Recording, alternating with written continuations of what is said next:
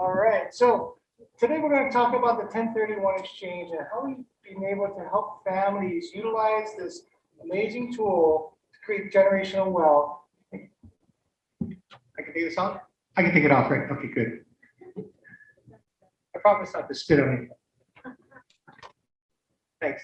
How this amazing tool has helped so many families create generational wealth. And we're going to talk a lot about that. We're going to close off with that. They're also going to talk about the DST of how that's an integral part of our solution to help families create a legacy. So what we're going to cover today is what is a 1031 exchange? What does it really do? Tell me a little bit more background on why that's important. We'll talk about the mechanics of the 1031 exchange. How do you actually execute on it successfully? We're going to talk about what's happening in real estate, past, current, and also future projected trends in real estate. We're going to then talk about how do you look at an investment property through the eyes of a lens of an investor, and what do they consider to be important to know, right? We're going to close up by transferring a legacy, creating wealth, transferring wealth and creating a legacy with all of your investment properties. Quick question, how many of you own an investment property? Okay, great. This will be helpful for you. And then we'll close off with some Q&A, okay? All right. So really, what is an investment property? It's some real estate that you did not live in 2 out of the last 5 years. If you lived in it 2 out of the last 5 years, it is not defined as an investment property. Investment property in regard to a 1031 exchange cannot be a stock or bond or other instrument. It has to be real estate. Just know that these laws, there's a law on the books now by Biden to minimize its benefit to you all here in this room. It'll cap out at $500,000 benefit. So how do you define capital gains tax, right? Well, capital gains is really a simple formula. You take all of your capital gain is your net selling price, what you sell it for, minus your adjusted cost basis. Okay, your adjusted cost basis. So what do those two numbers mean, really? Well, the net selling price is what you sell it for less all of the costs of selling. So title, escrow, conveyance documents, commissions, any cost in selling that home, then it'll help you reduce your net selling price, okay? Now, your adjusted cost basis is what you paid for the property or what it was transferred to you at, the value at which it was transferred to you at, plus any improvements that you have a receipt for. Let's say you added a pool or you added a 2-bedroom attachment or an ADU.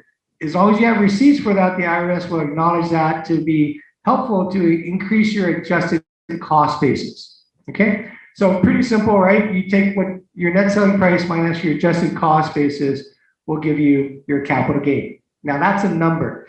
Then you're gonna have to multiply that by a multiplier. And in the state of Hawaii, it's 8.25%, and the federal government's up to 20%.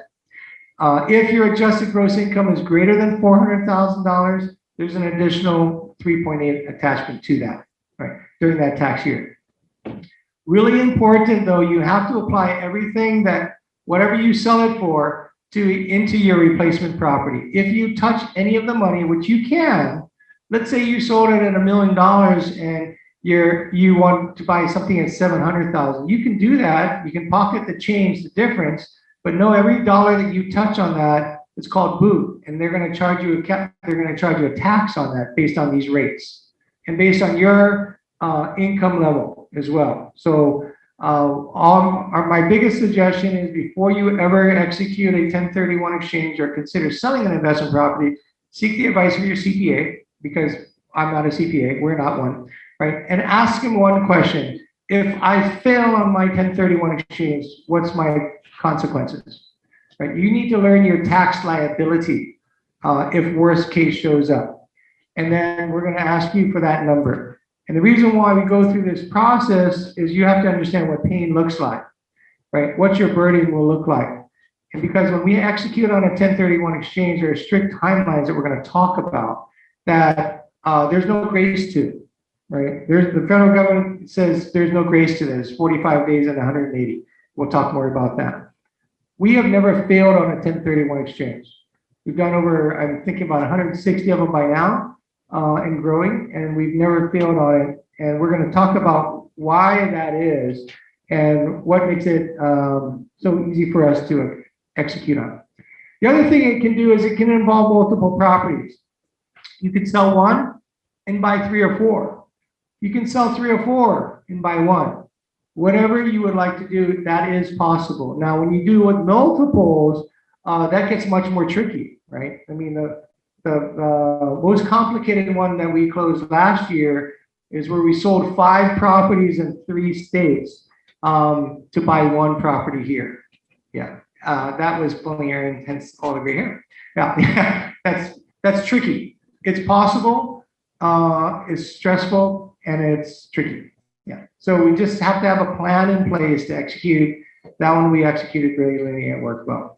And then it's a great estate planning tool for you. If you're looking at how do I take my investment properties and pass it to my kids or my grandkids with minimal amount of tax, right? How do I do that? Well, the answer is through a 1031 exchange.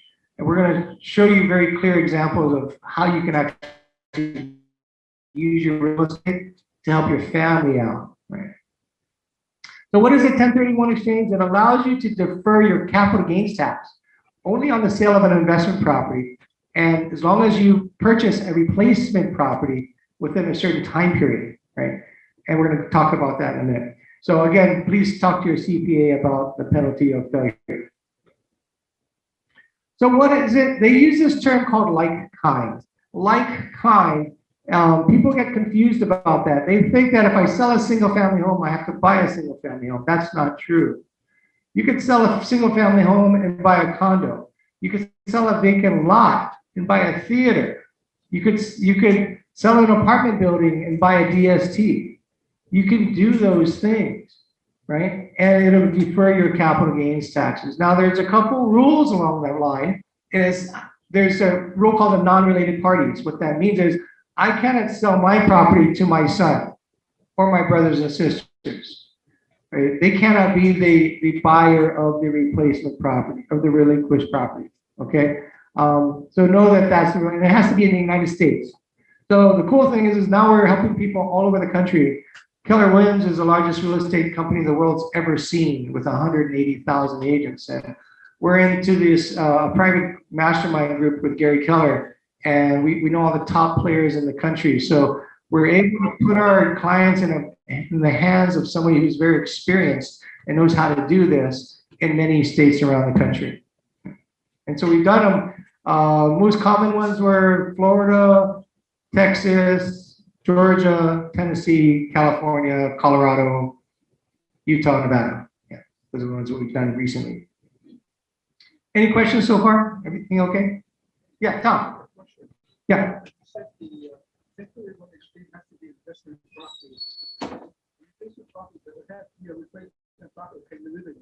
No. So the good question, Tom. So if I sell a relinquished property, my investment property I have not lived in, and I want to use a 1031 exchange. If I buy my replacement property, his question is, can I move in? And the answer is no if you don't want to go to jail.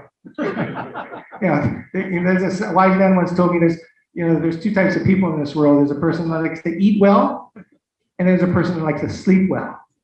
I like to sleep well, and I'd like you to sleep well. So yeah. We're in the Ninth Circuit Court in the state of Hawaii with California, and the current law says that the last precedence is a 1 year and 1 day. After you've held that property for an investment property, you did not move into it, you did not live in it for 1 year and 1 day. 2 years and a day is safer, but I've heard 1 year and a day is actually okay as well. You could tell the IRS that yes, you sold an investment property to buy another investment property, but life changed and I changed my mind. My intent changed. And they're going to be okay with that. Okay. Again, 2 years and a day is safer. 1 year and a day is possible as well. Okay. To answer your question. So yeah, I would not, we have a client that sold a house in Mililani because the market's so hot, and sold a house in Mililani, bought 1 Kalakaua. See, my client's 75 years old, still smart. He lives in another home, but he said, Dan, in about 5 years, that's where I want to live. So we created a strategy so that he sells his investment property, buys one Colacao as an investment property, rent it for 2 years, and then he's going to move in. Right. Right. I mean, that's probably the smartest decision. Then we're going to go and sell his home, and he'll get all the capital gains tax exemption of $500,000 because his husband and wife live in the property. There's zero capital gains tax on both properties. Okay. So there's ways that we can help you do that. We just have to understand what you have and what your goals are. What I always ask our clients at the end of the day, what's the end goal? What's the end goal? And we have to be really clear on what we want to accomplish, because then we can work it back on those steps based on helping you get to your end goal. Okay? Cool. Yes. Oh, yes. You say you cannot sell it to the family. Yes. Even though you sell it. Yes. Yes. It's the non-related parties. Yeah. Because what the IRS says is you're not helping stimulate the economy, you're helping stimulate your family. I'm just guessing. I really don't know if that's true, but sounds correct. But I know that, yeah, that would be a problem. IRS would probably see that as a red flag. Okay, so now what are the guidelines? You have to designate up to 3 properties as your replacement property within 45 days from the sale, the closing of your relinquished property, the one you're selling. 45 days from that. I'll show you a different chart that makes it easy to understand. Or, so there's 2 rules, so it's a 3 property rule, or there's a 200% rule. What the 200% rule says is if I sell $1 million property in Hawaii, but I'm going into some part in, South Dakota, that there's only $100,000 properties, right? Then I can buy up to 200% I can assign as a replacement property up to 200% or $2 million of all kinds of replacement properties. So I can put a lot of them out there, right? And so that's why that rule is in place. We've never executed on that. Typically, it's somebody finds a replacement property and we're talking about 1 replacement property. So, and it's not like you have to have 3, okay? To keep that in mind as well. Most people don't have 3. Most people are focused on 1 at a time, okay? And then the replacement property must close within 180 days from the closing of the relinquished property, the one you're selling. Okay? That's never been a problem for us, right? That's never been a problem. It was a concern once because our client was selling a condo here and wanted to buy a new development in Las Vegas. And I said, okay, that's great. You could do that as long as you don't live in it for 2 years. You say, yeah, I'm just gonna buy it, rent it, and it's a new place, and then later on I'll move in. I said, okay, great, you could do that. Yeah, it's fine. So, but because it was a new development, my question to him was, when are they going to close on that development? And see, that's a variable, right? What if it rains for 60 days? Now you're pushed out. Right? So we had at least 2.5 months leeway. And so I said, I'm pretty confident that that'll be okay. Ended up being fine, and he was very happy with that. So here's what the timeline kind of looks like, right? So you get into this. So the one that you're selling, right? We're going to aggressively market it, put it on the market, and once we get an acceptance of the relinquished property, it typically takes 45 days to close that. Once you close, you have 45 days to assign your replacement property. And then you have to close on that replacement property within 180 days. Again, this hasn't been the problem. This is always usually going to be somebody's concern, right? But what that means is you now have 90 days to go find your replacement property, assuming you start here. But what if you start out here? Now you've got 3 or 4 months, right? And so that's why we haven't failed before. What we do in our model is once somebody says, yes, I want to execute a 1031 exchange, we're going to put everything in motion. What that looks like is we're going to get the home ready for sale so you can sell it for the most amount of money that you can get. Simultaneously, once you're done with that, we're going to aggressively go look for replacement properties for you that will help you reach the goals you desire. The goals you desire could be income, could be appreciation, it could be helping family members out. Whatever your goal is, we need to start with the end in mind, which is that goal, right? Now, when you're buying a replacement property, Because what happens is we're searching here, right? We're searching here. You get an acceptance on the one you're selling, your relinquished property. We start writing offers here, right? You can start writing offers to purchase the property you're going to replace based on when your relinquished property goes into escrow, right? Because then you're likely going to be a highly cash buyer, right? And we have to present that. You're going to buy that property subject to you closing, because you can't close on this until this closes, right? So if this fails, this also fails. Okay, so there's a lot of holding hands through this whole process to make sure it goes well, right? And then once, let's say we write offers here, we get into escrow. Now your 45 days start for the replacement property, right? But we still have so much extra time left, right? And that's why. Now, and when people are saying, well, I'm concerned about that time frame, and said, yes, you know, we had a guy walk into an open house, true story. So I'm at an open house in Pololo, and the guy says, oh, I really like the house, I'd like to buy it. I said, okay, great. Are you gonna be buying cash or are you gonna get a loan? He says, no, I'm gonna be buying cash. I said, I'm gonna do a 1031 exchange. I said, great. When are you gonna be closing on your property? He said, I closed 2 weeks ago. I go, and you just started shopping now? Yeah, not a lot of good planning on that one, right? Because then he's already here and he starts shopping. We're gonna start shopping up here. That's why we don't fail. We're gonna start way in advance. We've even done things that such as, if you say to us, we want only this building, we've actually been highly successful in sending letters to these owners to flush out opportunities for people wanting to buy in that building. And we've got about a 60% closing ratio on that. So it's been highly effective on our marketing for replacing properties. Anyways, any questions on the timeline? Yes, Monica. You know, the current market is so difficult to property. Not too much demand. Yes. What happens if you So part of our strategy is to introduce you to Troy over there early on and make sure that we have a safety net for you. So what does that look like? So let's say you go over here, you're in escrow, and then you just don't find anything. There's nothing out there that you're happy with.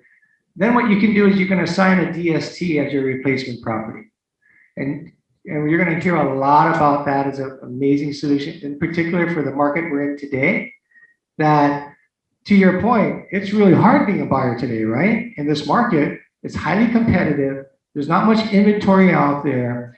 And that's why we have been a fan and believer of the DST. We've actually done one ourselves recently, last month, a couple of months ago. Yeah.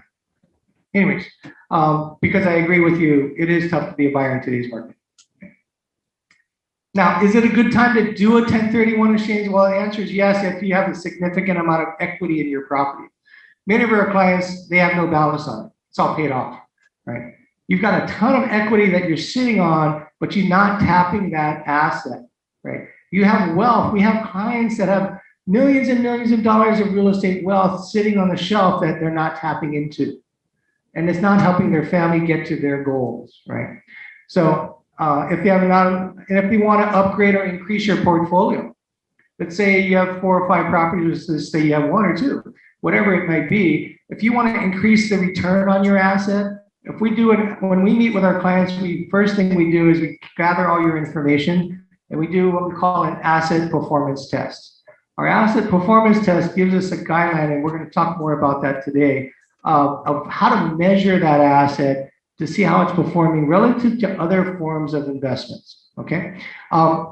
If you want to relocate your asset, we had a client that had a house in Kamakee. They had 1 child. The child moved away to Oregon, went to school there, got married there, right? Just got married, and now they were expecting a child. So what mom and dad did is says, you know, I got this property that was handed out by my parents. That's a rented property that's beat up. I don't want to deal with it anymore. I don't want to maintain it. Let's sell it. We sold that. We bought 2 properties in Oregon, 1 for the kid to live in and 1 as an investment property. And what was beautiful about that strategy was The property that the son bought, the mom paid half down. The son put the mortgage on the other half. They were co-owners. When mom passes away, the son's going to get that tax-free. He's going to get inheritance tax-free. And that's why that model worked, and they were super happy. The best part about the whole process was they built the house for mom and dad have an in-law suite downstairs, and now they go up there every quarter to go see their grandchild. We're changing lives, ladies and gentlemen. We're doing it in a way that can help you reach your goal in life through your biggest asset that you own today. And most people aren't utilizing it in the way that it could be to help benefit your family. Okay. If you want to take advantage of the historically low interest rates, we know right now it's less than 3%. I think it was like 2.87 last time I looked yesterday. Yeah, that's incredible low cost of money. So we had a young guy, he was probably in his 30s. I say young because I'm older than that. Young guy in his 30s, saying, Dan, I want to sell my condo and I want to buy a bigger house. I go, how do you want to do that? I said, no, because man, the money is so cheap now. I want to leverage it. I want to move up. See, because my grandma gave me this asset while she was alive, which I have a low cost basis. We sold it for $600,000. It was a condo, right? He bought a $1.2 million house in Kailua. He put half of that down. He took the mortgage on the rest. And now that $1.2 million asset is worth $1.7 million today. He definitely leveraged his money, right? And he locked in at such a low interest rate that he's good for the next 30 years, right? If you want to help out family with real estate, and if you want to create a financial plan and creating a legacy for your family and yours. The other cool thing is we just started learning thanks to Troy is if you want to pull cash out of your investment property and then do a 1031 exchange into a DST. And Troy will talk all about that this afternoon and this morning, not this afternoon. Yeah, I guess it is afternoon. And you're going to find that that's probably one of the most brilliant opportunities for folks that have high equity properties. A DST, I'm not going to go into too much of this, but high level, you must be an accredited investor, and Troy will talk more about that. It is approved for the IRS for a 1031 exchange.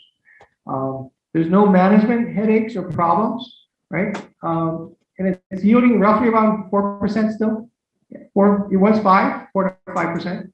Yeah, in that range, right? There's no hassle, no upfront cost. This is the net amount now, net 4 to 5%. If I were to look at all of your investment properties, I doubt that you're getting that today. Highly doubt that. Right? Net, right? And no hassle. And then there's no loans involved either. Even if you have a mortgage, you could sell it. See, if you had a mortgage today on your property and you sold it, you'd have to have a mortgage on your replacement property, right? You have to, because that's what the IRS calls for. Well, and you'd have to pay that mortgage off. You'd have to pay that balance off. Well, on a DST, you don't have to pay that off. And just teeing this up with Troy because he's got a lot of good stuff here to talk about.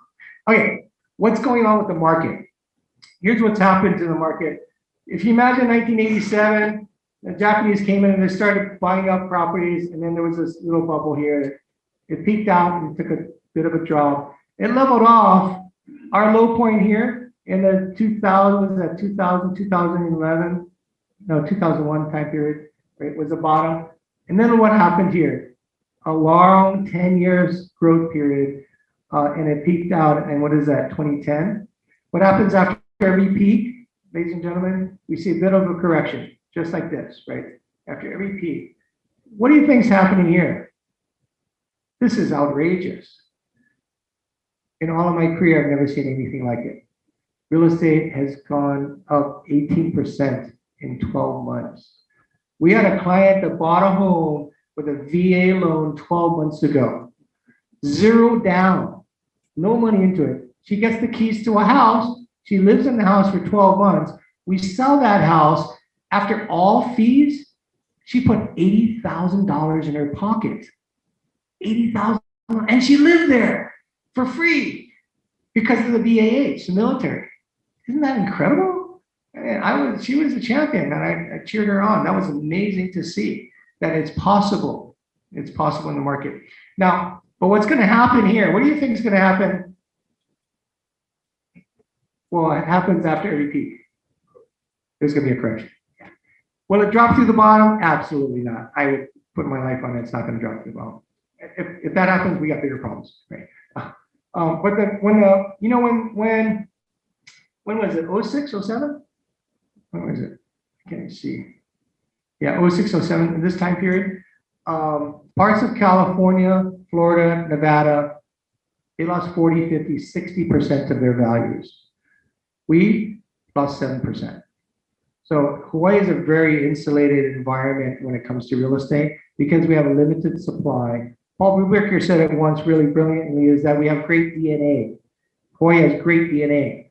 What does that mean? Well, we're in an environment that's highly desirable. We're in warm waters, right? We have limited supply. We have a military presence. We have a tourist industry. Well, hopefully it's coming back now, right? All of these things make it so unique in scope of the rest of the country. And that's why we haven't seen much of a drop. My guess is that's going to go up for a little bit, and I don't know how long it's going to take to turn, but it's going to turn soon, is my guess. My guess is going to be tied to, if I had to guess, I guess it would be tied to the interest rates. As interest rates rises, you're going to see that you're going to lose buying power, right? And likely that's going to put a downward pressure on pricing. Right? Supply is really low. That's starting to increase now, and we're going to see a little bit of an adjustment over time, I think. But in general, yeah, we're kind of very close to the peak if we're not there. And I say to people, when people say to me, I'm going to wait till we hit the peak, I say, oh, good. I like that idea. Let's go through that process.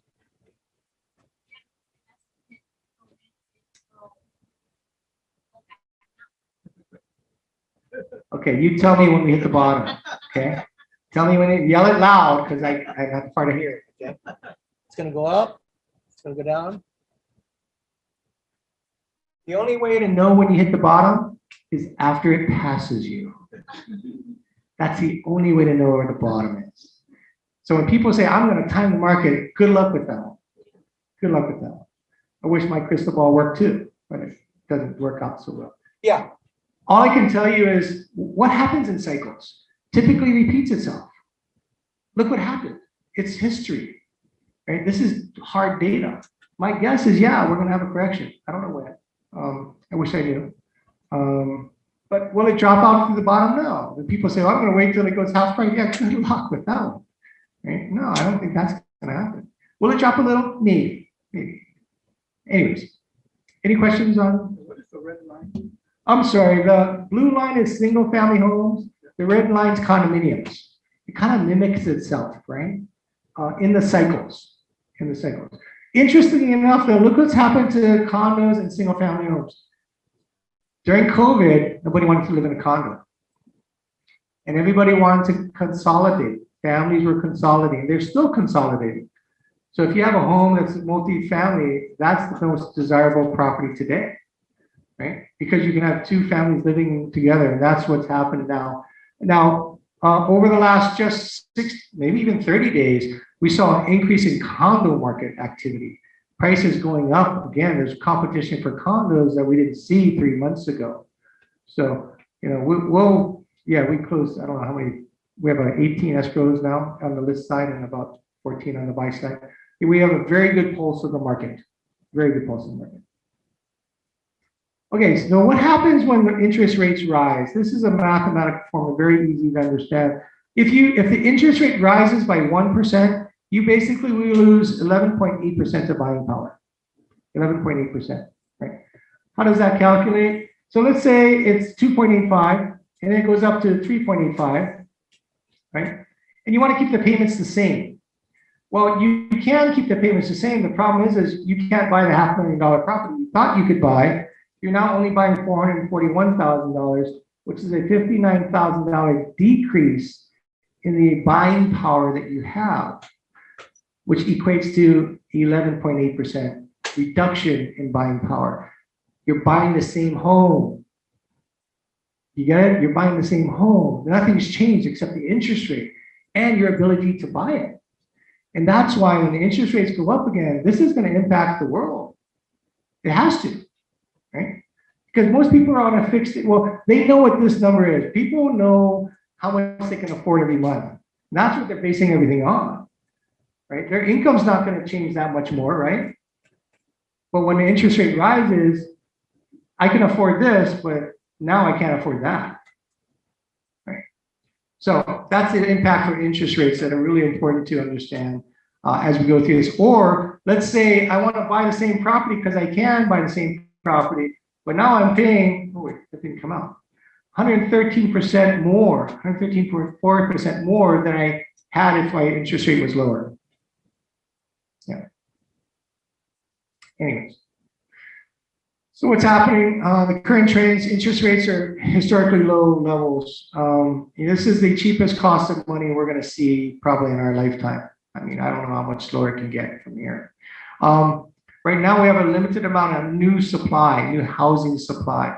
There's less properties on the market now, although it's growing. It's growing faster every single week. We see an increase in inventory.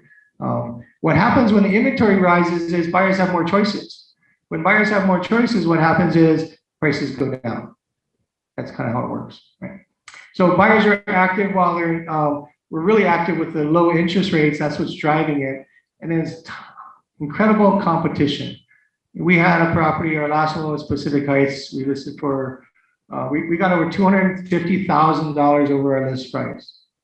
We had 14 offers. We had 42 offers in Kaneohe. That went $220,000 over the list price. Yeah, single family homes is incredible. Yeah.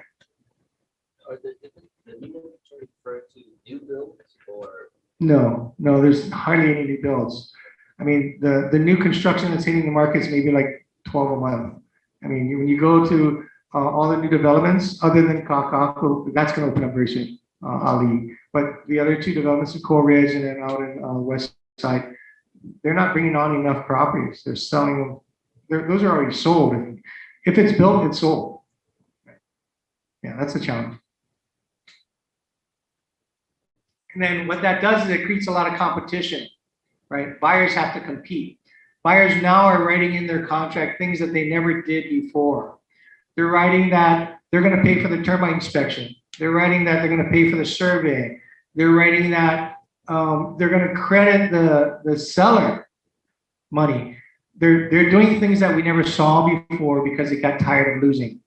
Right? When you write 6, 7, 8, 10 offers and you keep losing, yeah, that's emotionally draining, right? And so people will do. That's why we see the kind of activity we're seeing. We're seeing $200,000. Who thought of that, right?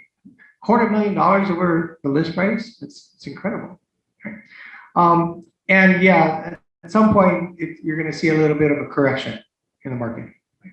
And that's what people expect as well. So hence it drives demand and competition.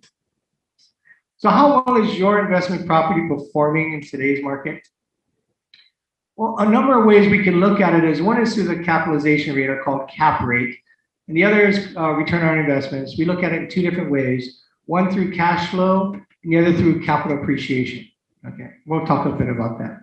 So what's a cap rate? It's a quick gauge to determine economic viability of any asset that you own that's a rental income property. And it's really all of your annual net operating income divided by the purchase price. Sorry, the graphic here, a little bit weird, we gotta correct that.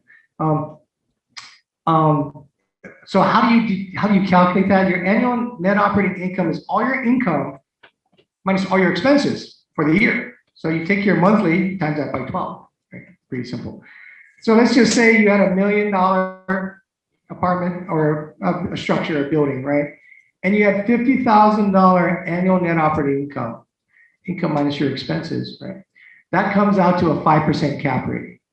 A 5% cap rate is really hard to find in Hawaii today, to be honest with you. You're looking at 3 to 4. If it's 5%, know that you're going to have some deferred maintenance you're going to have to put more money into after you purchase the property. Right? So it's really hard to come by. And that's why, again, when you hear more about the DST, you're going to see why we are fans of it, because it's so much easier to get the same amount of money with less headache. Okay, so here's an example. This is a true life example we did for somebody. Client said, let's go look at these properties. We said, okay, great. And he said, when you look at this one here, it's $288,000. Wow, that sounds so cheap, right? And they're getting good income on it, and it's decent size. It's almost 700 square foot, 2 bedroom, 1 bath. It looks pretty good at the face of this, right? When you do the numbers, this is part of our asset performance test that we did. We say, wow, $1,800 a month, $21,600 a year. Based on that, that sounds really good. Let's go buy it. That's what our client tells us. Let's go buy it. I say, well, hang on a second. Let's take a deeper look into this. Let's see how much your property taxes are going to cost you. Let's see what your GE tax is going to be. Let's see what your insurance, your property management, maintenance fee. Oh my gosh, look at this number. That threw a curve and everything. You have a 1.8% cap rate. If we let this person buy what they thought was a good investment, they would have made a mistake, right? Because they didn't calculate all the expenses involved in owning that piece of real estate. Let's take example number 2. Now, this is 345. They go, oh, it's much more expensive. It's like 60,000 more. I don't know if I like that. But here's the trick. Look at the maintenance fee.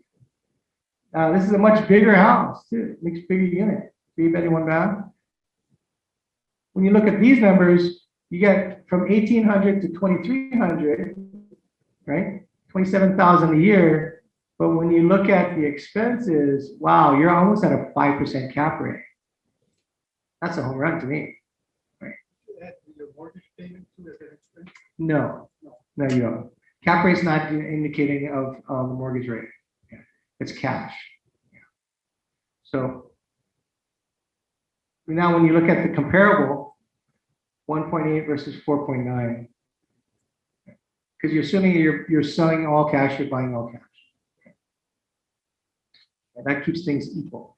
And when you're calculating the worthiness of an asset, this is the approach that you'll want to take. This is a good opportunity to learn how that works. Now, when we meet with our clients, we do this for you. We pull the entire spreadsheet. Everything you see is done specifically for your property in a spreadsheet that we give to you.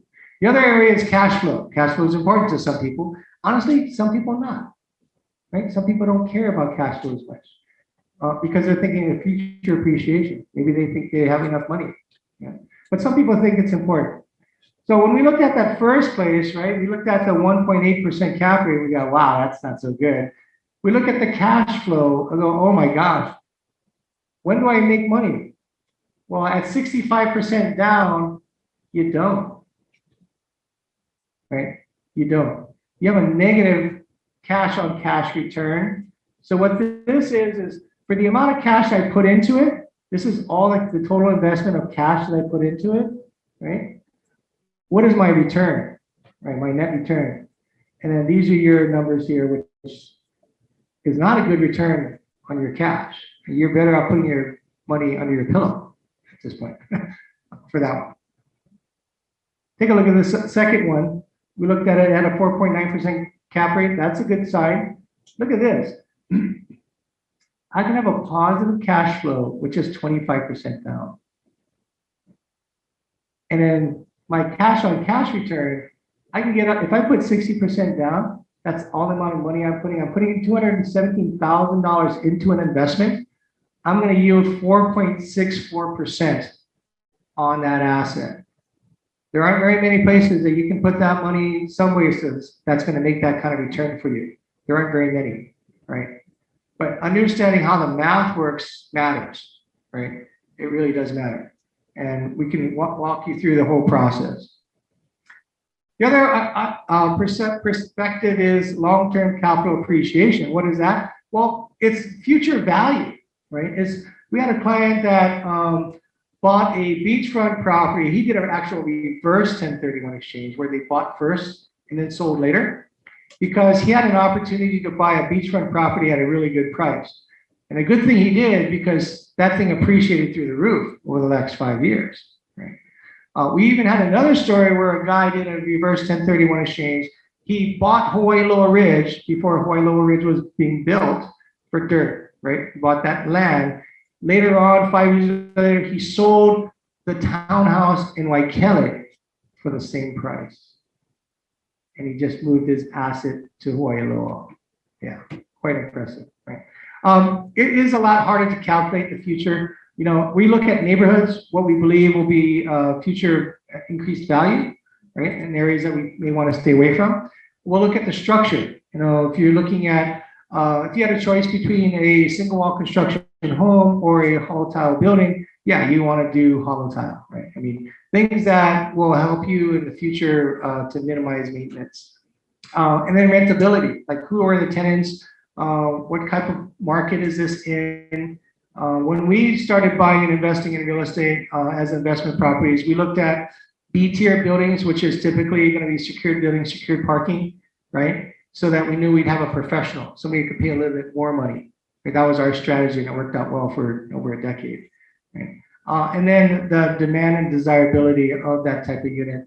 We have some clients that would buy a really beat up property with a lot of units and sell them and rent them for a low income rent. There's that approach.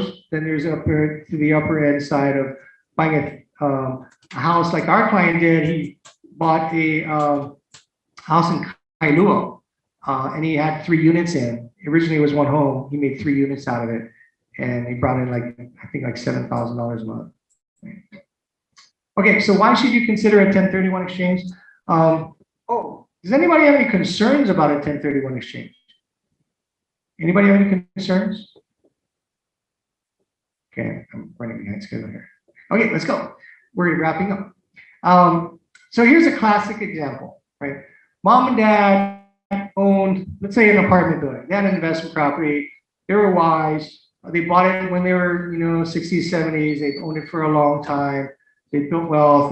When they were younger, they used to manage it themselves, but now they're older. It's like, they don't want to deal with it. It's a humbug, right? And mom's a widow. The mom says, I hear there's a way that I can create a legacy while I'm alive, right? I came to the seminar and they said, what we did is we ended up taking this asset, we sold it, and we got the family together on one table. We said, mom wants to do a 1031 exchange, and she wants to help you create a legacy with your life, with your properties. And what she's willing to do is she's going to let you predetermine your inheritance. You're going to predetermine your inheritance by being part of this solution. So mom says, I'm going to sell the property. Each of you, let's say it's $1 million, for example, each of you get $250,000 each to spend anywhere in the United States. Why is that important? Because most kids do not live in the same neighborhood. They live in different communities. They live in different states, different counties. They live in other places. And so where do you think they want their investment property? By them, where their kids are, right? Where that future generation can continue. So they sell the one property. They say, I'm going to sell it. I'm going to buy 4. And then when mom passes away, the trust says it goes to each of these children tax-free. There's no division. The biggest problem that we see, and I hear pretty much every week, is families fighting over real estate. So the question is, why does that happen? Why does that happen? I can tell you why. It's very simple. Because you can't divide real estate. It's impossible to divide real estate. That's one asset you can't. Now, if you sell it, you liquid, now you can divide it. You put it into a DST, you can put it into cash, you can divide it. You can't divide real estate. It's not possible. Go ahead, Ben. So they sold that big building. Yep. And they bought 4 houses. Yes. So each one of these kids are renting those houses for two years, right? Well, see, the kids can live there tax-free because mom owns it. Mom can't live there. That's the trick. Yeah, but it has to be. It's in mom's name. Those 4 properties are investment properties. Under mom's name, you're 100% correct. But the kids are on title. Yeah. It doesn't matter. See, the thing about a 1031 exchange is I can sell this building and I can buy a vacant lot, and I don't have to collect income. Because the IRS says is I'm doing this for a future appreciation, capital appreciation.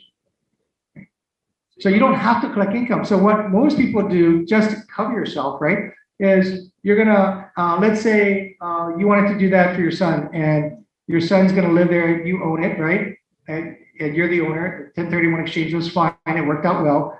Your son, the safest way, have a rental agreement with your son. He's going to pay market value, right? But the thing is that the IRS won't check the bank account to see if the money got transferred.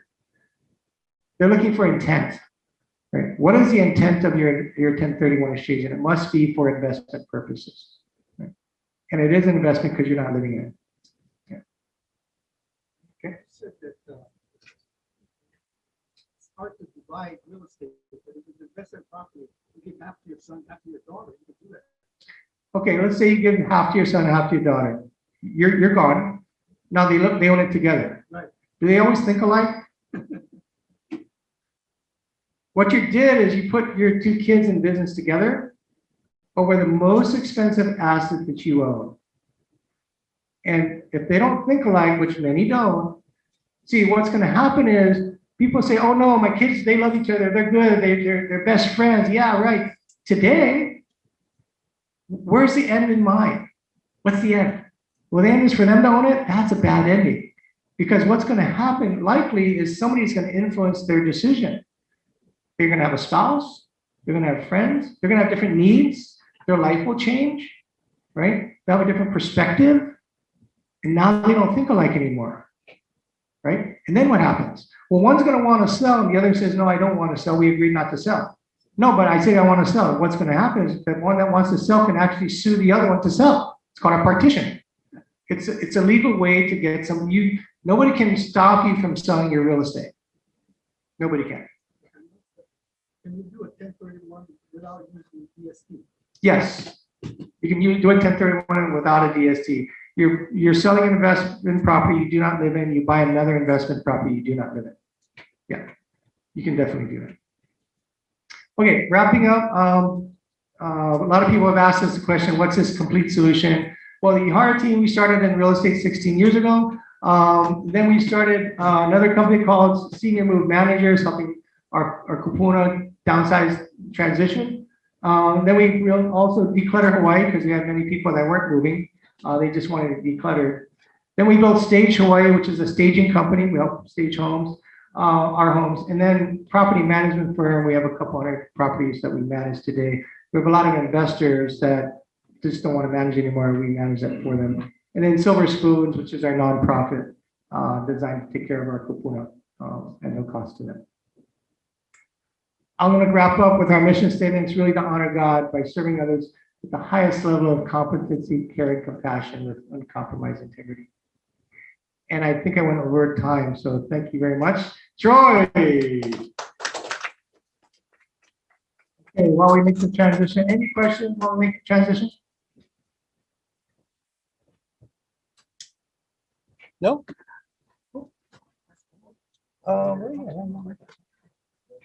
And I won't spit on you guys either. But I gotta walk around. Stand up here like that. Can you hear me okay? All right. So I know everyone's getting kind of tired after that bento. I mean, looking at that thing just makes me tired. It's a lot of food. But just a little information about me. They went over all that stuff. We're a family-owned business that kind of grew, but some of our notable partners are companies like Hawaii Electric. We now fall under their wellness department. We do all the financial planning and family planning, 401k investment planning for those employees. We as well work with Bank of Hawaii Investment Services. But what we're here to talk to you today about is the Delaware Statutory Trust. So what is a DST, or why are some of our real estate investors looking at a DST today?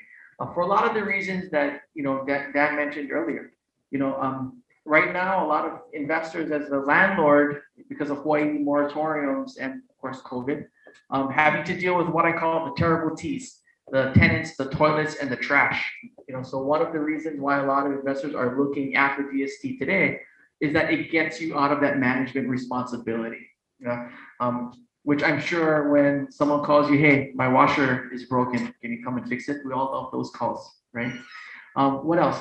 We're getting access to institutional grade real estate, limited personal liability, not only in the form of you'll never have to pay for another refrigerator or washer jar to be fixed ever again, but DSTs that have a mortgage on it, as Dan mentioned, when doing a 1031 exchange, we need to buy equal to or greater than the real estate we sell, which means one of the biggest misconceptions we get is that I'm selling $1 million property that has a $500,000 mortgage. I only need to buy 500,000 in real estate because I don't want to go get another mortgage. That's actually wrong, right? So on your new property, if you're selling a property with a mortgage, you need to go get another mortgage, which is why some of these DSTs already have a mortgage built on it.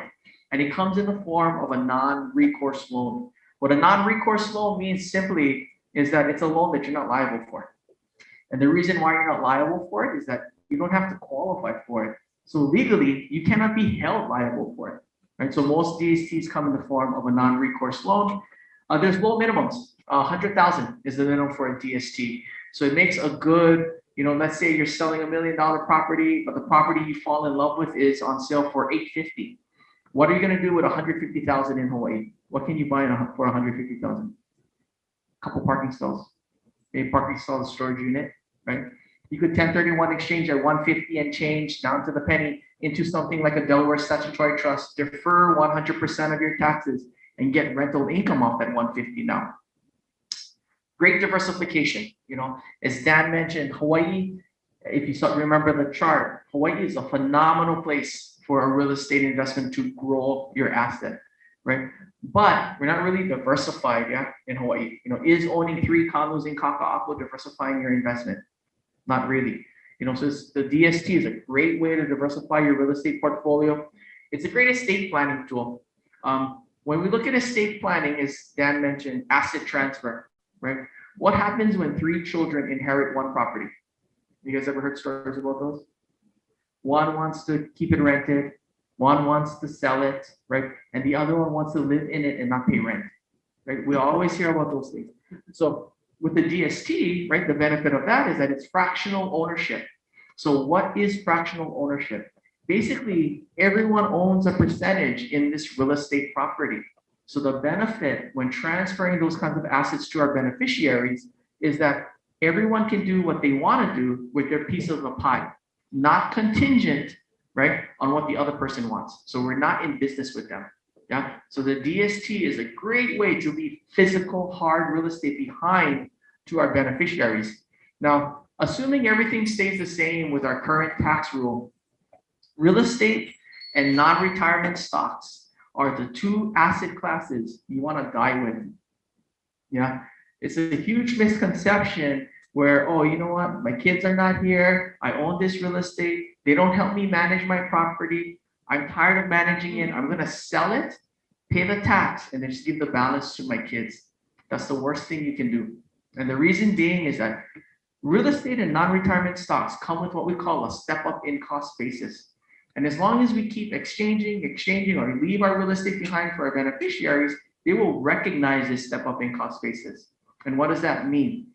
A step-up in cost basically is simply this. Let's say the first house that I ever grew up in, my parents bought in the 70s. Back then, they bought it for about $55,000. Fast forward today, it's worth $1 million. Is that common in Hawaii? Very much so, right? If my dad was tired of managing the property and he decides he's going to sell it and pay the tax, what is his tax bill? Pretty big, right? It's $55,000 minus depreciation, because that's his adjusted cost basis, up to the $1 million sales price. He will pay capital gains on that entire amount, which is huge, right? Now, let's say he was smart and he passed away with the property in his trust. I then inherit it. My new cost basis is the value of the property when my dad passed away. Let's say he passed away, it was worth $1 million. My cost basis is $1 million. I call up Dan. Dan, my dad passed away, but he left me this house, and I don't want to be a landlord right now. Can you sell it for me? Dan sells it for $1 million. My cost basis is $1 million. Dan sells it for $1 million. What is my gain? 0. If I don't have a gain, what is my tax? 0. Right? Non-retirement stocks, real estate has this benefit, right? Which is why you want to hold on to it. Yeah. Now, what else? It's a great insurance policy. You guys saw the chart. Dan has never seen a real estate market like this in his career. Yeah. the benefit of this real estate market we're in today, it's a seller's market, right? How many times have we heard stories, Dan, about open houses on Sunday and 15 offers all above asking on Tuesday? Very common, right? But what's the problem when you do a 1031 exchange? You are a seller, but you also become a buyer, right? Not too fun being a buyer in a seller's market, right? This is why the DST is attractive. It's a great way for investors to take advantage of a seller's market, exchange into something more diversified with a non-recourse loan that you don't need to manage, and in most cases, we increase your income by doing that. So much so, between Richard and I, we're probably juggling about 70 transactions right now at this minute, 70 1031 exchange transactions totaling about 80 million in proceeds, right? That gives you a picture of what Hawaii's real estate market looks like right now. It's crazy, yeah. What's the other thing? We can design the DST to eliminate 100% of capital gains tax. Boot. Assuming the tax law doesn't change, okay? And we're gonna spend some time at the end of this going over what is the current proposed tax change, as we all, if you guys watch the news, you know it's coming, right? Where the Biden administration wants to alter 1031 exchanges and capital gains tax. Yeah? But lastly, as I mentioned, the DST, like any other real estate, comes with a step up in cost basis. And being that you don't need to manage the property anymore, there's no capital expenditures to own and maintain the property anymore, you can hold that piece of real estate and recognize a step up in cost basis by transferring it to your children, or what I call swap until you drop. Right? My older clients, they don't want me saying that, okay, but it's swap until you drop. That's what we want to do, okay? Now, what is a DST? What is this thing, right, that we keep talking? Yeah, go ahead. So you can invest monies from either sale of a residence or sale of investment into a DST. No.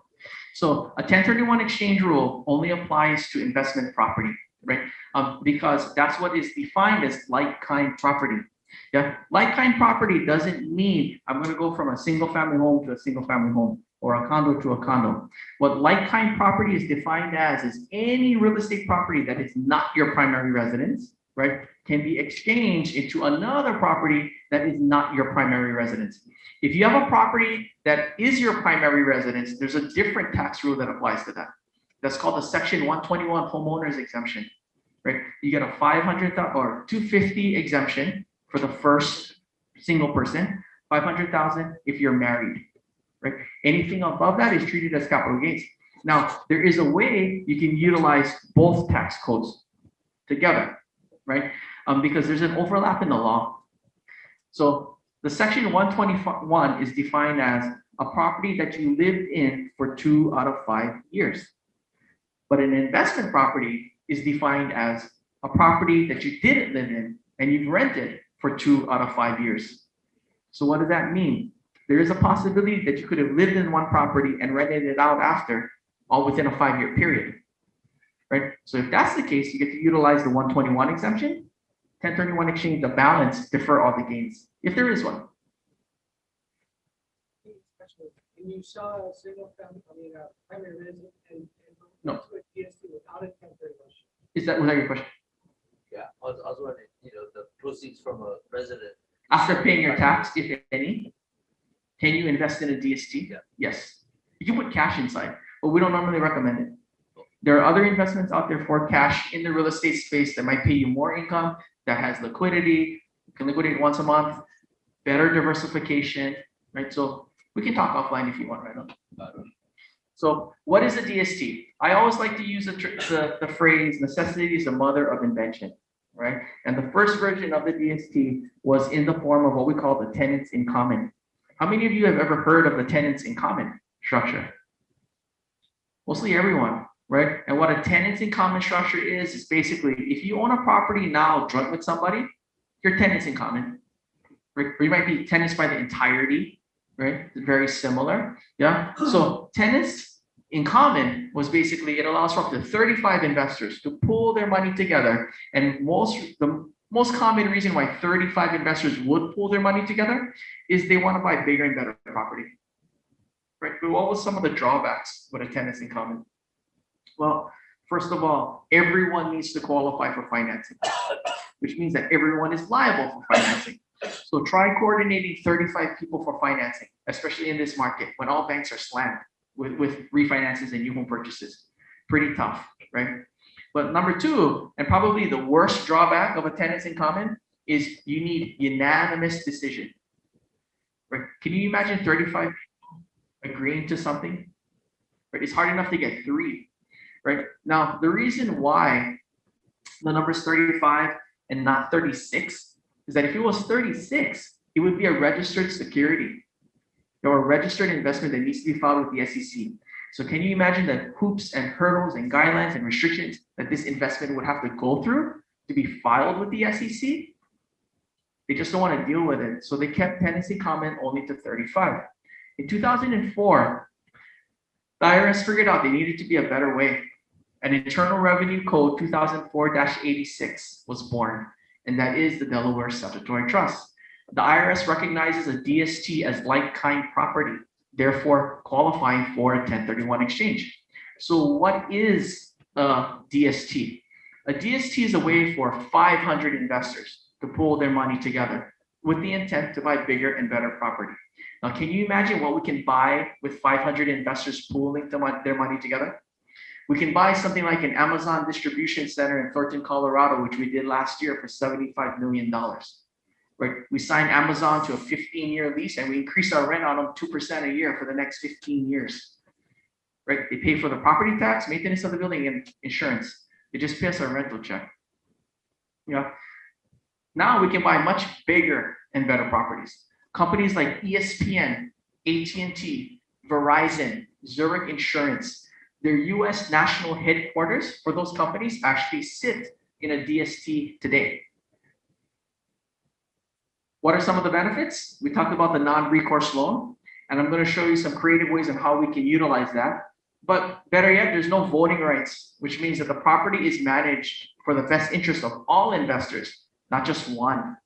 Yeah, it is filed with the SEC, and you don't need to manage property. Go ahead. So actually, the first criteria allows them to file it.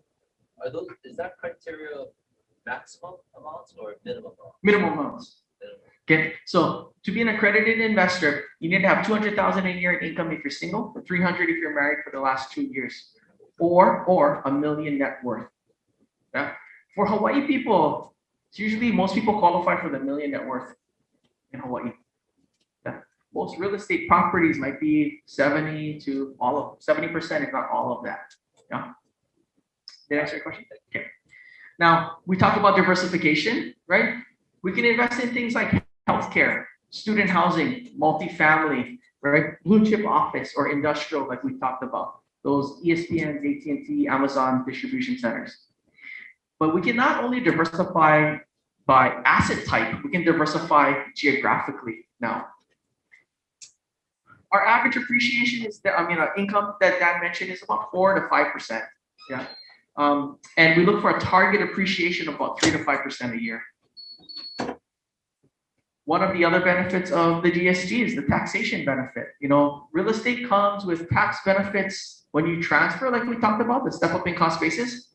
But real estate also comes with tax benefits while you own it, right? Through depreciation. So if all of you that own investment property, you folks know that as you collect rental income, your CPA is itemizing your depreciation on your Schedule E, which means that it defers a portion of the taxes owed on that rental income. The depreciation still applies to the DST because it's physical real estate, no different, like kind property. What are some of the risks of a DST? The exact same risks that you guys are carrying right now by owning investment property. Things like natural disaster, tenant damage, environmental issues, floods, vacancies, right? But of course, like you folks, don't you folks have insurance for those things? Maybe not vacancy, right? But you have insurance against things like natural disaster, flood, tenant damage, right? But the one difference in terms of risk between DST versus owning physical real estate yourself is that you don't have control, right? So basically, you can't buy into an Amazon distribution center and say, hey, there's this condo in Waikiki that I really like. Inland or the sponsor company, can you go ahead and sell the Amazon distribution center? Because I want to buy that condo in Waikiki, right? They need to manage it in the best interest of all investors, not just one. The average life cycle of a DST is about 3 to 5 years historically. And in the multifamily and student housing space, there's never been a DST last longer than 5 years.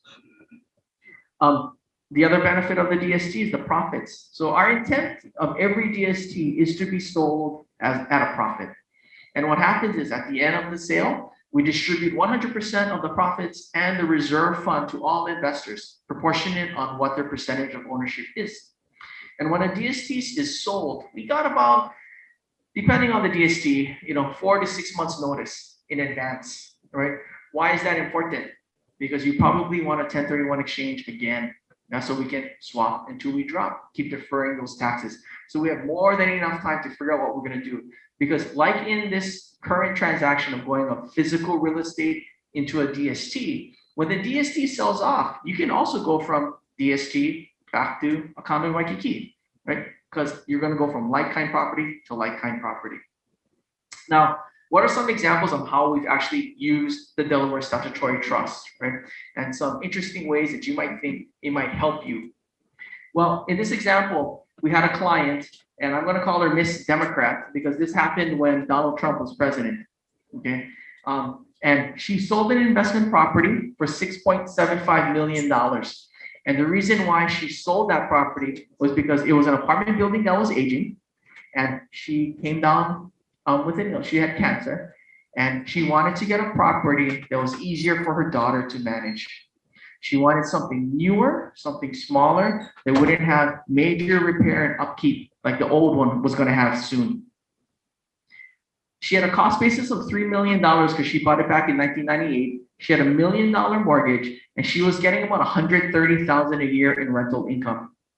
So what she did was she worked with her realtor, and she found an apartment building which she loved. Newer, smaller, less units, generating close to the same amount of income, right? And she bought that property with $4.5 million in cash of her proceeds. Okay. But what's the problem? The problem is that she sold for 6.75. She had 5.75 million in equity because of that $1 million mortgage, right? And who gets paid off when we sell our property first? The bank. Okay. So what happened? She bought her first property for 4.5 million, and she decided to do that all cash, getting 100,000 a year. She's left with 1.25 million. But if you do simple math, she needs to buy 2.25 million, right? Because remember, she needs to buy equal to or greater than what she sold. Right? If not, that $1 million will be treated as gain, and it's going to be taxable to her. To make things worse, she calls me on day 43. Remember Dan told you that there's a 45-day ID period? Okay. She calls me on day 43 saying, my realtor told me you can help me. I have 1.25 million in real estate. 1.25 million in cash, but I need to buy 2.25 million in real estate. And I don't want to get a mortgage, and it's day 43, and I don't want to pay Trump any taxes. And he told me you can help me. So how do I do that? Well, easy. We took her proceeds on day 43, right? We identified a property on day 44, and I told her what I want to do is I want to do a 1031 exchange into a Delaware Statutory Trust in Washington, D.C. that has a 50% loan to value, which comes in the form of a non-recourse loan. Okay. So if we're taking 1.25 million in equity and we're applying a 50% loan to value on it, what is the amount of her non-recourse loan? 1.25 million. Okay, because we're going to buy a total of 2.5 million in real estate. You guys all see how the math works out? 2.5 million real estate purchase, 1.25 million is equity, 1.25 million is debt because it's a 50% loan to value. What's the other thing? She bought 4.5 million in her apartment building here in Oahu. She bought 2.5 million of real estate in her DST. She bought a total of $7 million in real estate. Did she buy equal to or greater than what she sold? So what does that mean? There's no tax, right? There's no tax, and her DST generates $62,500 a year in income. She's debt-free. We identified within her 45-day ID with 2 days left. She didn't pay a penny in taxes, and she has more income now than she did in her old property. Was that a win for her? Absolutely. Right? And then she was more happy that she didn't pay any taxes. Okay. Now, here's another example. This is my senator client. She's a local senator here. And what happened was she was given a property by her mom in 1990. In 1990, her mom went to go talk to a Medicaid attorney. You guys all know what Medicaid planning does? Who doesn't know what Medicaid planning does? Yeah. What Medicaid planning does, and if you go talk to a Medicaid attorney, what they advise you to do is give all your assets away, right? And usually what they do is they tell you to give your real estate to your children or put it into a life estate, right? Why do we do that?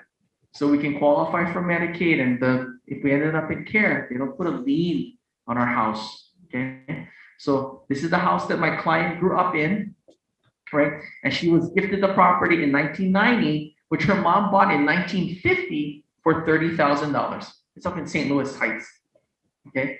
Fast forward, right, in 2001, her mom passed away. The property at the time was worth $700,000, and in 2019, she decided to sell it for $1.1 million, okay? And the reason why she wanted to sell it was because she had to fix the roof. So the roof was going to cost her $50,000 to fix.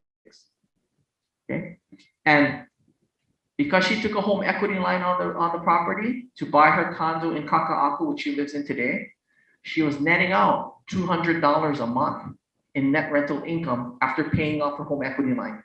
Okay, so let's do some simple math. $50,000 roof, $2,400 a year in income. How many years would it take her to pay off the roof? 20 years, right? And she did this when she was 74. She'll be 94 until she sees her first penny of profit, okay? But that wasn't the worst part, right? So the reason why she said, originally, when she came to me, right, she said, okay, you got me. The math makes sense. I shouldn't fix the roof. I should sell it as is because I'm not going to make it back, right, in my lifetime, making $200 a month on it, right? But I'm only going to pay taxes on $400,000, and capital gains is 10%. You know, I'll pay 40 grand in taxes to get 1.1 million out. I think I'll pay the taxes. Does that make sense? No, it doesn't. Well, the reason why it made no sense for her to do that is because remember I told you how a step up in cost basis works? You transfer it to your beneficiaries at death. Because she was put on title in 1990, her cost basis was the price of the property her mom paid for it. Okay, so what is her capital gains tax now? 30,000 cost basis minus depreciation up to 1.1 million. Right? Her gain is over $1 million in gain. Right? Now is it worth it to pay the taxes on that? Absolutely not. Right? So we did a 1031 exchange. 1031 exchange her property, right? 900,000 in equity. She had a $200,000 home equity line, making $2,400 a year on it. We 1031 exchange her proceeds, 900,000, into a 50% loan to value, Delaware Statutory Trust. We added on 900,000 in a non-recourse loan. She bought 1.8 million in real estate. Did she buy more than what she sold? Yes. Is there a tax? No tax, right? Oh, what happened? Oh, there you go. What's the other benefit?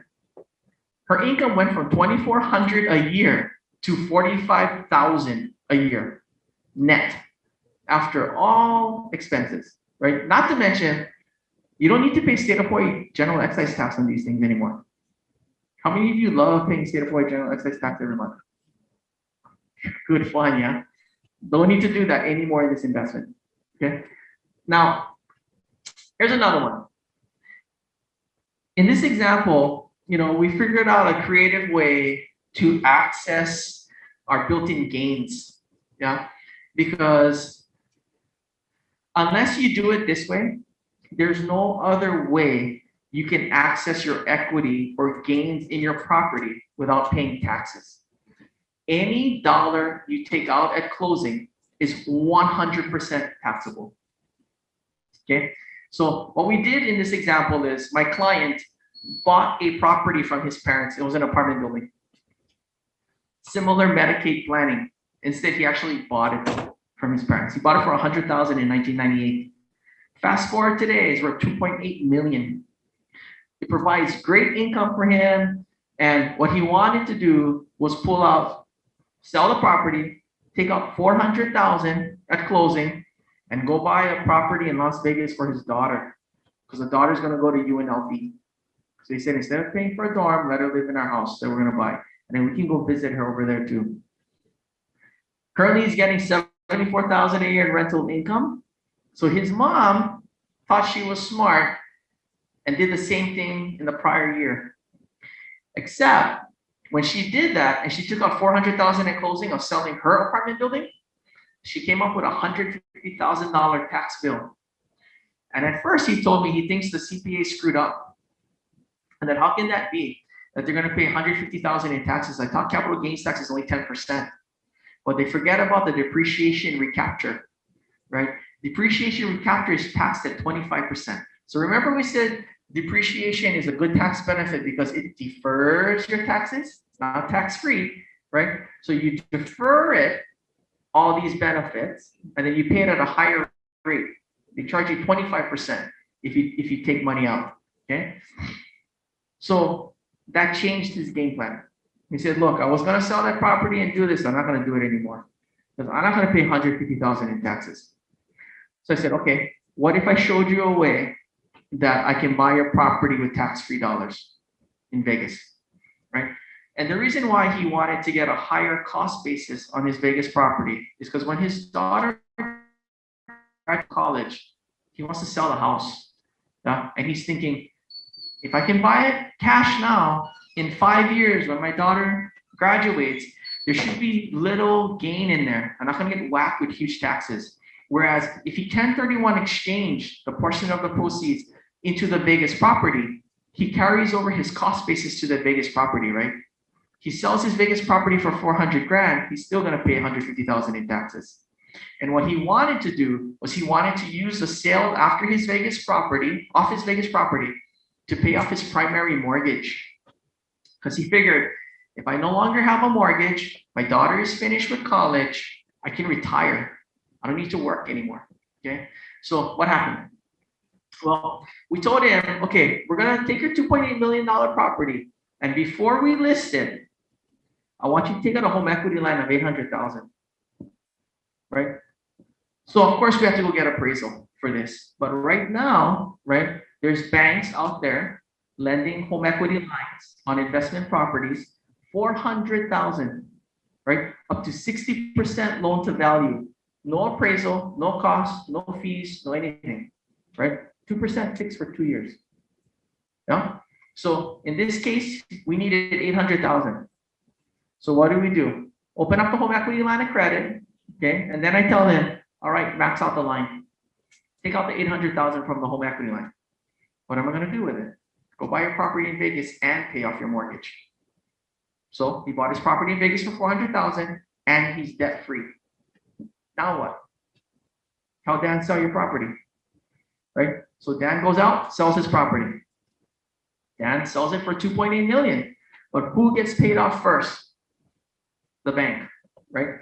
We have 2 million in proceeds being 1031 exchanged into a Delaware Statutory Trust with a 50% loan to value. And what happens? We add on $2 million in a non-recourse loan. How much real estate did we buy? 4 million. Did we buy more real estate than what he sold? Is there a tax? No, right? Is there a tax on the 800,000? No, because we took it out prior to closing. We didn't take it out at closing, and we used a debt instrument to take it out, right? we actually saved them about 300,000 in taxes by doing this, right?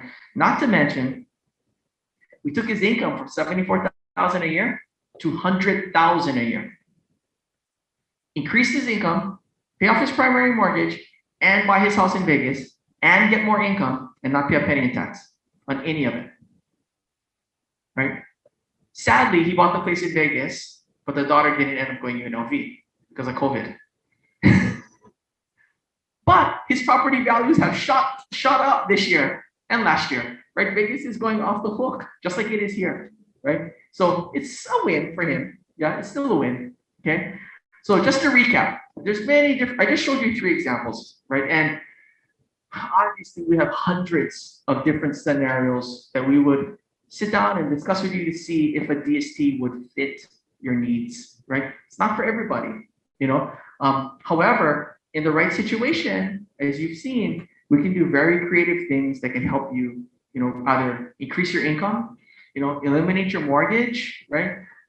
Improve tax efficiencies. I just was talking to this nice ladies over there. You know, what happens when depreciation runs out? What if you have a property, a residential, for longer than 27 and a half years? Your tax is going to go up, right? Do you want a way to shelter some of that income? Who doesn't, right? 1031 exchange into something like this, we restart the depreciation clock again for you, right? That's a huge benefit. But the biggest one that we're seeing right now is simplifying your life, right? How many people love dealing with tenants that don't want to pay their rent because of COVID? Yeah, we love that, right? Great way to get out of that. Byproduct, you can provide a more tax and risk and fair estate plan. But lastly, the most important, this year, assuming the laws don't change, you can avoid 100% of the capital gains and depreciation recapture tax, right? And of course, there's an additional 3.8 Medicare surtax, depending on how much money you make.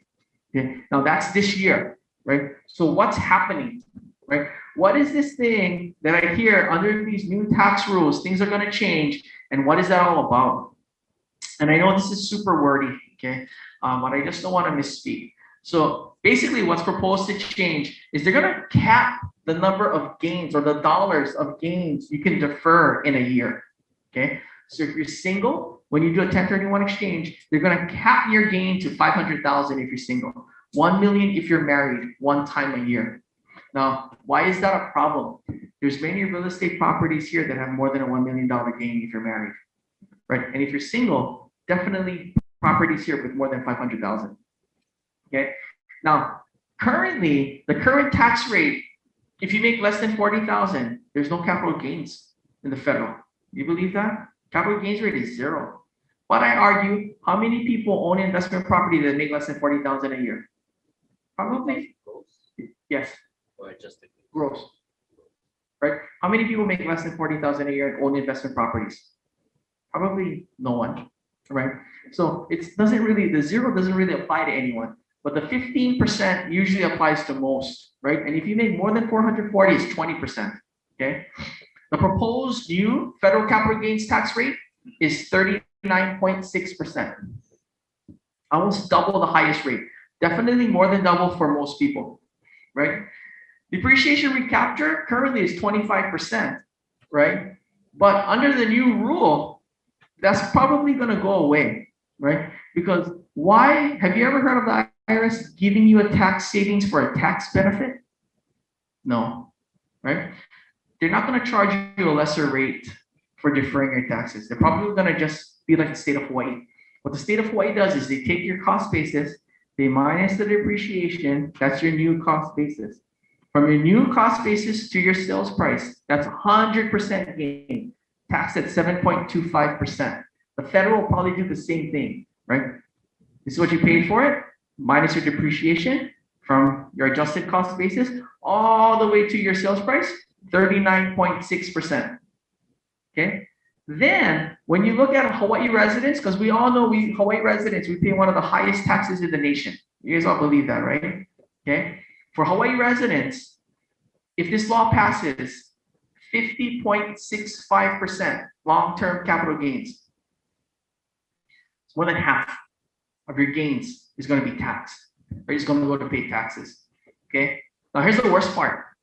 How many of you are thinking, well, I better sell my property now, or better sell my investments now and pay lower tax rates now because it's definitely going to go up next year? That makes sense, yeah? Okay, but here's a problem. Capital gains tax will be retroactive. Okay, which means that if you trigger a capital gain this year, right? So I argue, if you folks own non-retirement stocks, right? If you guys own real estate and you're thinking of selling and pay the tax, don't do it until you know what happens with this rule this year. Because you will be forcing yourself, if this passes, to pay 50.65%. Okay, which is why we're encouraging all of the clients we work with and we do their financial planning and their wealth planning for, right, is that if they have investment property that they're looking is aging, running out of depreciation, needs repair, or they're looking to increase their income or create a more tax efficient and fair estate plan, this is the year you want to sell and do a 1031 exchange. Because by the time this law passes, it'll be too late already. You're not going to be able to sell your property in time, let alone do an exchange, right? And if you sell your investment property, you do a 1031 exchange, shelter 100% of the capital gains. What is the capital gains that you will recognize in 2021? Zero. Even if they retroactive, there's no gains to pay the 50.65% taxes on. Does that make sense, everyone? Yeah? Okay, so we're gonna stick around, I'm done. That's pretty fast, right? And if you guys have any questions, just let us know. Bring Dan back up. Oh, thanks, George. I know we covered a lot of information today. Yeah, Tom. What are the charges for creating a DST? For you, actually, the costs are already factored into the DST, which means that there's a SEC filing fee, due diligence costs, structuring fee and commission, right? But what that does is it's added on to the purchase price of the property, right? We can't mark up the price of the property other than for qualified expenses. So your return on investment, right? Example is if a DST is paying 5% income, $1 million investment pays $50,000 a year in rental income net, right? So the inclusive. Mm-hmm. It's all your fees are built in to that net number. That's why it's so crazy. It makes so much sense. So it's not like a traditional mutual fund where if there's a 5% cost for that mutual fund, you invest $1 million, only 950 goes in and 950 generates an income. No, the full 1 million generates a 5% income. It has to be. If you think about it logically, if it isn't, and we take money out for fees and we don't put it in the ground, what is that called? It's called boot. We're gonna pay taxes on that money, right? That's why the DST is structured that way. Any other questions? Yes. Who's managing the DST? Is that you? No. Good The question. sponsor company. So there's a companies put these things together, right? And their intent is to manage it in the best interest of all investors. If you're talking about the day-to-day, usually what happens is Inland is one of the companies we work with. Inland, usually we only buy properties that are built, 95 to 98% occupied, already rented. We don't do any development. And usually in those instances, there's a property management company already on it. What Inland does is buy that property management company, and that property management company manages that property for Inland and then for the investors. Inland is the largest DST provider in the United States. Yeah. So Inland is the largest provider of DSTs in the US. They account for 40% of all transactions. They're the second largest landlord for Walmarts in the US, second to the Walton Family Trust, a multi-billion-dollar company. And Richard and I were the largest provider of Inland DSTs in the state, actually probably in the nation this year. So if we lose the 1031, then we lose the DST. No, the DST will most likely be there.